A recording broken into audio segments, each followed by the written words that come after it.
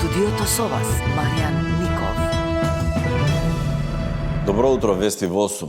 Водици или богојавление. Денот на кој според христијанското предание Свети Јован Крстител го крстил Исус Христос во реката Јордан, со тоа му се дава значење на крштевањето како една од повеќето свети тајни на христијанството. Крштевањето значи духовно раѓање, односно почеток на човековото живење во верата. Сител телевизија на својата програма за некаде околу 1 час ќе орши директни преноси од Охрид и од Скопје. Во организацијата е вклучена општина Охрид и Македонската православна црква, односно Кичевско-Дебарската епархија, и сите подготовки заклучно за тоа како треба да изгледа утрешниот ден завршија со вчерашниот ден, кога нуркачите на дното на Охридското езеро, сето она што беше од остатоци од отпад изфрлено и железа, беше сето тоа собрано, поставени патеките. Самата манифестација е околу 10 часот положувањето на Светиот крст во водите на Охридското езеро, а после тоа продолжува со концерт или музичка забава на градскиот плоштад, каде што ќе се Елена Ондоновска и Елена Велеска со традиционална македонска музика. На сето тоа секако дека треба да додадеме и денот на рибарите, односно 20 јануари, кога на плажата Сараиште ќе имаме повторно музички настан, кој што за што ќе биде задолжени Охридскиот музички еснав, и на истото место ќе има храна, плашици и пача која што ќе се дели на народот и ќе уживаме буквално уште ден-два. Едноставно тоа е нашата традиција и ние си ја одржаваме. Околу 140 лица се пријавиле да скокаат по Светиот крст. Пријавувањето за учество во традиционалното спуштање на крстот во Вардар во Скопски центар беше отворено 3 јануари, а беше заклучено вчера вечер. Потребни се лична карта и потврда од спортска медицина, заверка на картоните на самиот ден 19 јануари.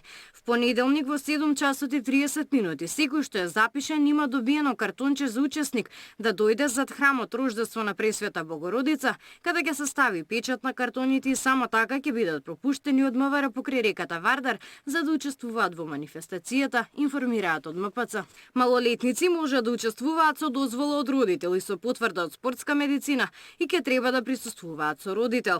Одбележувањето на големиот христијански празник Водици започнува утре во 9 часот одовде од храмот Рождество на Пресвета Богородица, каде што ќе богослужи поглаварот на Македонската православна црква Охридска архиепископија, архиепископот господин Стефан. Се очекуваат голем број на верници.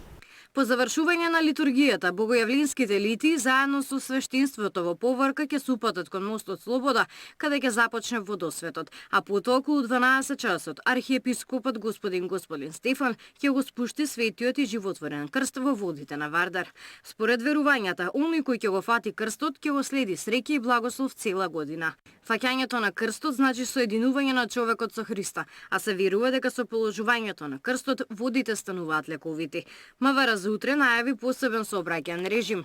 Во центарот на градот за сообраќај ќе биде затворена улицата Филип II Македонски на потегот од крстосницата со булевар Гоце Делчев до крстосницата со улица 11 октомври во двете насоки. Секторот за внатрешни работи Скопје апелира до сите учесници во сообраќајот да ги почитуваат наредбите кои ги даваат униформираните полициски службеници. Ќе бидат присутни екипи на идната медицинска помош, како и припадници на Црвениот крст.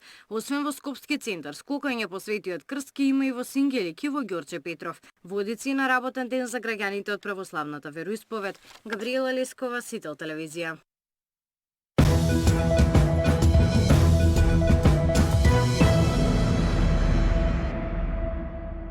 Премиерот Христијан Мицковски не е сигурен дали опозицијската СДСМ ќе гласа за измените за да профункционира безбеден град. Апелира до Филипче да прекине со блокадите на политичкиот диалог.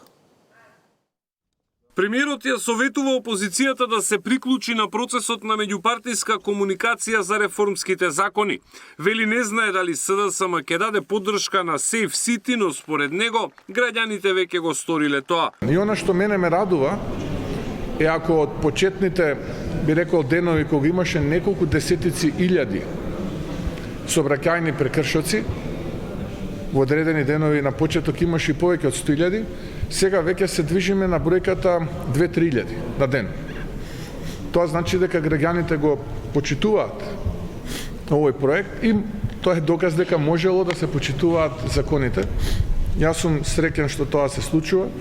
така што благодарност и до граѓаните, еве и до возачите и апел да бидат совесни. Мицкоски вели дека по празното столче на лидерската средба во СДСМ треба да бидат свесни дека нивното место во опозицијата брзо ќе го пополнат други партии. На политичката сцена и во политичката теорија и пракса празен простор не останува.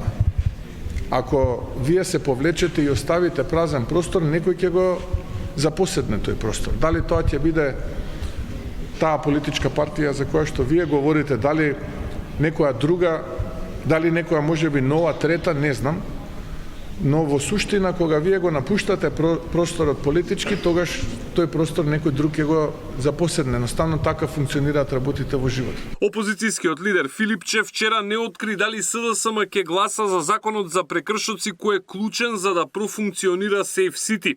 Рече дека не жали што останал надвор од процесот на разговори меѓу партиите, бидејќи според него не требало да се дава легитимитет на власта, бидејќи таа не давала одговори на темите кои СДСМ сака да ги наметне во јавноста. На Бихачка денеска одбележаа 10 години од заминувањето на Груевски. Констатираа дека во ВМРО се било исто. После 2 години граѓаните повторно живеат тешко, стандардот им опаѓа, македонските работници имаат најниски плати во регионот, а владата не превзема ништо. Повторно се врши партизација на сите институции. Власта ги зема под своја контрола судството и обвинителството, ја злоупотребува и полицијата за партиски цели, се вели во соопштението на СДСМ. Александар Спасовски, Сител телевизија. Македонските нови камионџиите од регионот се организираат за блокади на граничните премини кон еврозоната. Бараат од владата иден состанок со Брисел со цел иземање од системот за регистрација при влез во Унијата. Премиерот вели дека веќе почнале контактите за барање решение. Македонските камионџии заедно со нивните колеги од Србија, Босна и Херцеговина и Црна Гора на 26 јануари ќе ги блокираат граничните премини кон земјите од Шенген зоната. Причина за протестот е новиот европски систем за влез и излез, кој камионџиите ги брои исто како туристи. Иако само поминуваат за да донесат стока, со честите влегувања брзо ги трошат дозволените 90 дена и остануваат без право да работат. Страшно е тоа што во електронското броење и 5 минути од денот да си фатил да влезеш на територија на Шенген зона или да излезеш од денот, ти го рачунаат као цел ден. Значи во 180 дена, кога ќе се поделат оние 90 дена, испаѓа дека возачот може да престојува или да работи од 10 до 15 дена месечно, што е нонсенс и под секаква економска оправданост. Превозниците бараат од македонските институции да лобираат во Брисел, да се закаже итен состанок за да се дискутира ова прашање. Доколку нема реакција од Европската Унија, наредниот понеделник ќе ги блокираат границите. Тоа нема да биде еднодневна блокада. Камионите ќе останат паркирани таму.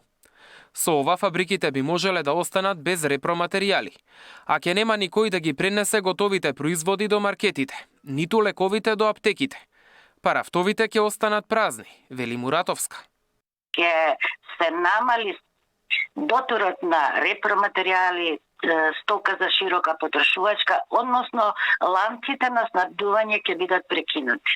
Ако знаеме дека сите ние 4 држави сме увозно зависни, значи целото стопанство ни се подкрепува на увоз од Европска Унија претежно, тогаш може да замислите што ќе се случи.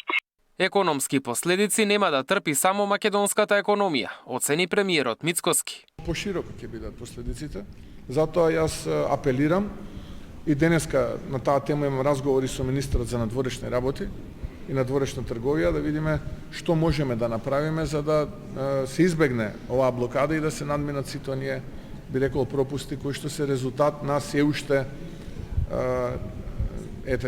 нефункционирањето онака како што треба на одредени сегменти во институциите. Во земјава има околу 2700 превозници за меѓународен транспорт, а најголем дел од увозот и извозот оди по копнен пат. Затоа превозниците предупредуваат, без решение, застојот на границите многу брзо ќе се прелее во секојдневието на граѓаните. Мартин Арсов, Сител телевизија.